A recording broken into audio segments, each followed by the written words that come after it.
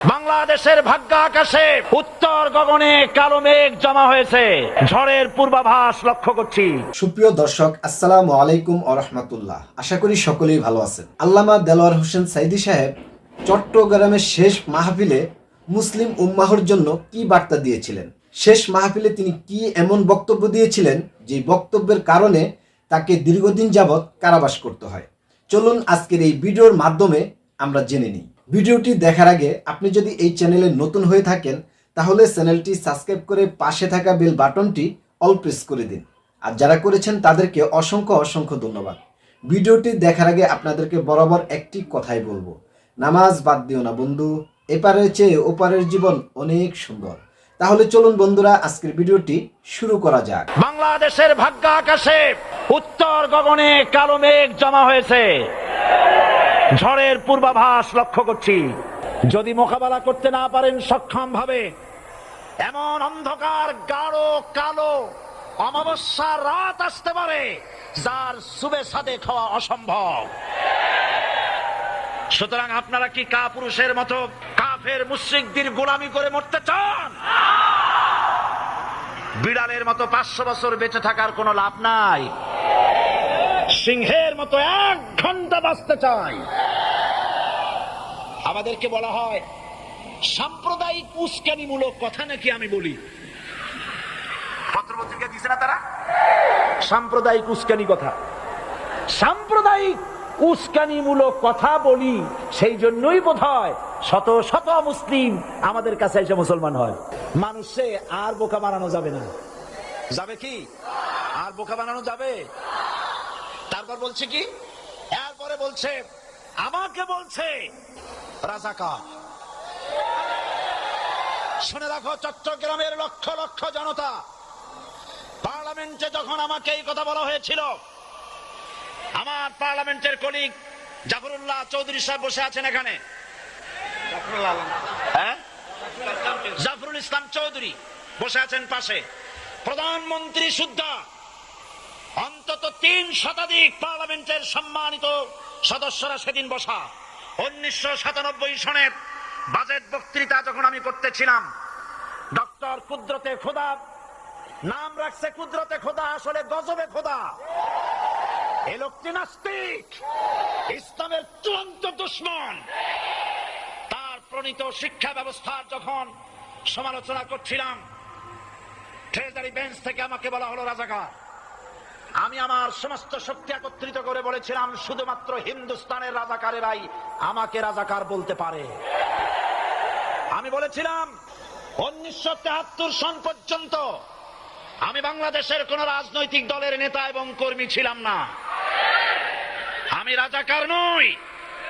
আমাকে রাজাকার বলে যদি তাকেও প্রমাণ করতে না পারে 10 কোটি টাকার মানহানি মামলা দায়ের করব। আমার এই বক্তব্য সারা দুনিয়া শুনেছে। পার্লামেন্টে আমার এই বক্তব্য রেকর্ড হয়ে আছে। সেদিন 3 শতাধিক পার্লামেন্ট মেম্বারের কেউ আমার চ্যালেঞ্জ গ্রহণ করেন নাই।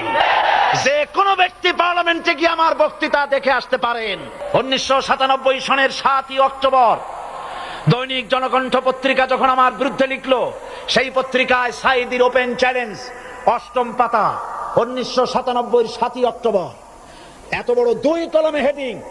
সেখানে আমি বলেছি, বাংলাদেশের সকল সাংবাদিক, গোয়েন্দা বিভাগ, বাংলাদেশের সকল বুদ্ধিজীবীকে আমি আমার পিরোজপুরে আমন্ত্রণ করছি। আমার উপস্থিতিতে যদি কেউ প্রমাণ করতে পারে বাংলাদেশের স্বাধীনতা যুদ্ধের বিরুদ্ধে আমার কোনো ভূমিকা ছিল, সজ্ঞানে স্বেচ্ছায় জাতীয় সংসদের সদস্য পদ থেকে পদত্যাগ করব। 3 বছর পার হয়ে গেছে, আজ পর্যন্ত কেউ এই চ্যালেঞ্জের মোকাবেলা করে নাই। সুতরাং আমাকে যারা রাজাকার বলবে তারা পিতৃ পরিচয়হীন অবৈধ সন্তান। 1971 সনের, শোনো মুসলমানেরা, 1971 সনের কোন কাদা সাইদির গায়ে লাগে নাই। আমাকে রাজাকার বলে জনগণ থেকে বিচ্ছিন্ন করবা, জনগণ থেকে আমারে বিচ্ছিন্ন করা যাবে না। কারণ এই জনগণ আমার জন্য আসে না, এই জনগণ আসে আল্লাহ কোরআনের জন্য।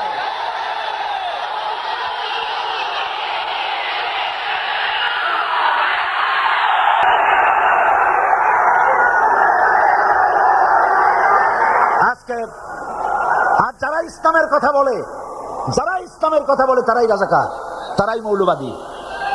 মৌলবাদী বললে আমরা অসন্তুষ্ট হই না, কারণ মৌলবাদী শব্দটা আসছে মূল থেকে। মৌল শব্দ এসেছে মূল থেকে।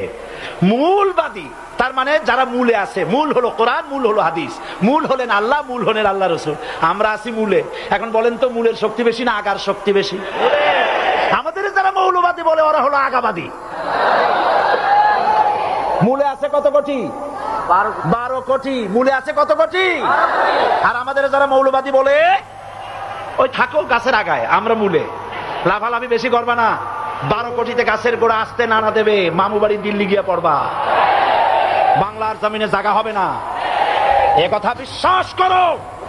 বাংলাদেশের মুসলমানদের শরীরে এক বিন্দু রক্ত থাকতে শয়তানের তৈরি করা ধর্ম নিরপেক্ষ মতবাদ বাংলার জমিনে কায়েম হতে দেওয়া হবে না, হবে না।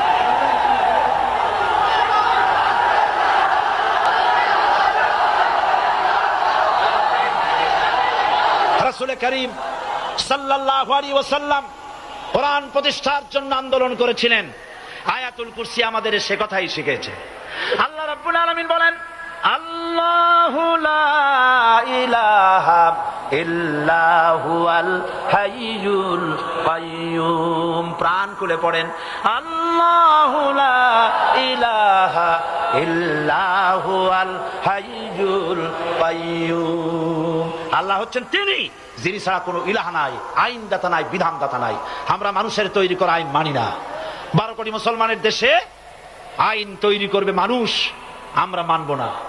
পার্লামেন্টে তৈরি হতে হবে কোরআন দিয়ে, পার্লামেন্টে আইন তৈরি হতে হবে কোরআন দিয়ে।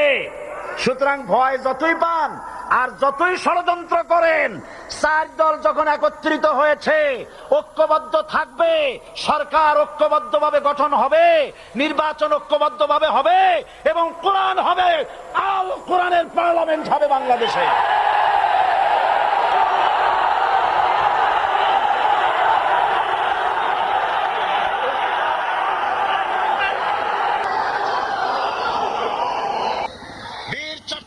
মুসলমানেরা, স্বাধীনতার ঘোষণা এই চট্টগ্রাম থেকে স্বাধীনতার মহান ঘোষক প্রেসিডেন্ট জিয়াউর রহমান সাহেব দিয়েছিলেন। এই চট্টগ্রাম থেকেই ইসলামী রাষ্ট্রের ঘোষণা হবে।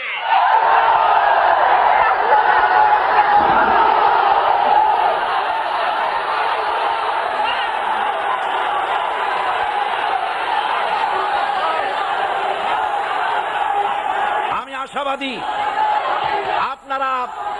আপনারা অবশ্যই তা পারবেন। আমি 100% বিশ্বাস করি ইনশাআল্লাহ।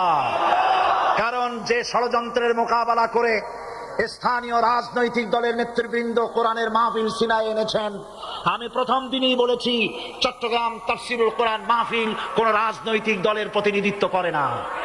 এটা কোন জামাত শিবিরের একক সম্পদ নয়, এটা চট্টগ্রামের মুসলমানদের কলিজার টুকরা তাফসীরের মাহফিল। সুতরাং এই মাহফিল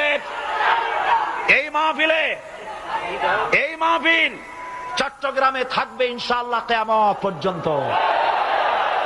144 ধারা 288 হয়ে গেছে, ষড়যন্ত্র পায় পায় চলে গেছে।